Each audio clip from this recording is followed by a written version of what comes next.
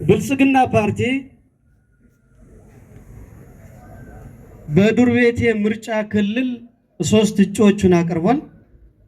1 ለተወካዮች ምክር ቤት፣ 2 ለክልል ምክር ቤት አቅርቧል።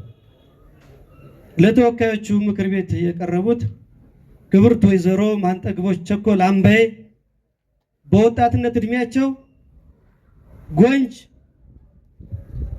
ትምህርት ምክትል ኃላፊ፣ ሲቪል ሰርቪስ ሴቶች ጉዳይ ኃላፊ፣ ከዚህም ደግሞ አቸፈር ላይ የመንግስት ሰራተኛ የመንግስት ኮሚኒኬሽን ኃላፊ ሆነው ሰርተዋል።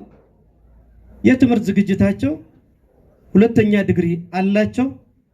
ከምንም በላይ ደግሞ ሴቶችን ወክለው የቀረቡ ስለሆነ እዚህ ከኔ በላይ ደግሞ እናንተ ስለምታውቋቸው እሳቸውን ብልጽግና ፓርቲ ለተወካዮች ምክር ቤት በእጩነት አቅርቧቸዋል። 2ኛ አቶ ጎሹ እንዳላማው ወንድማገኝ ሁላችሁም የምታውቁት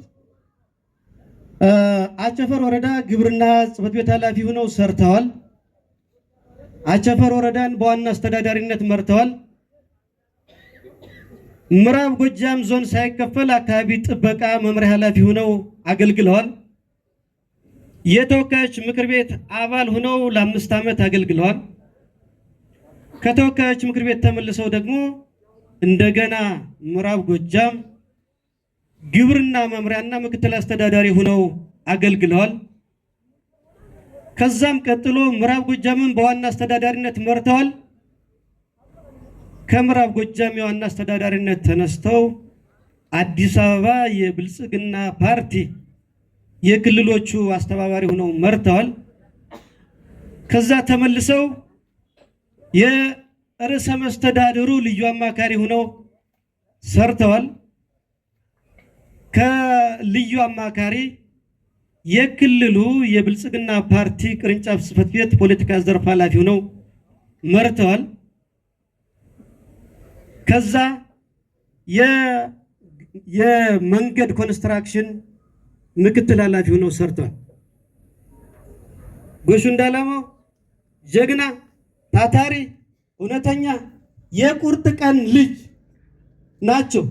በዚህ በችግር ጊዜ ባህር ዳር ከንቲባን የሚመራ ሰው ሲፈለግ 3-4 ሰው ተጠይቋል። አልመራም በዚህ ጊዜ ቤተሰቤን ልጅን ሲል እሳቸው ናቸው ባህር ዳር ከተማ ከንቲባ ሆነው እየመሩ ያሉ፣ አሁንም ከተማዋን ለመለወጥ ጥረት እያደረጉ ያሉ፣ ቀጣይም ለወረዳችን፣ ለክልላችን፣ ለሀገራችን ፋና ወጊ እጩ ሆነው ቀርበዋል። ብልጽግና ሲያቀርባቸው ቁርጠኛ፣ ታማኝ፣ እውነተኛ፣ ታታሪ፣ ትጉ ሰራተኛ ናቸው እና ብልጽግና እሳቸውን ለክልል ምክር ቤት አቅርቧል።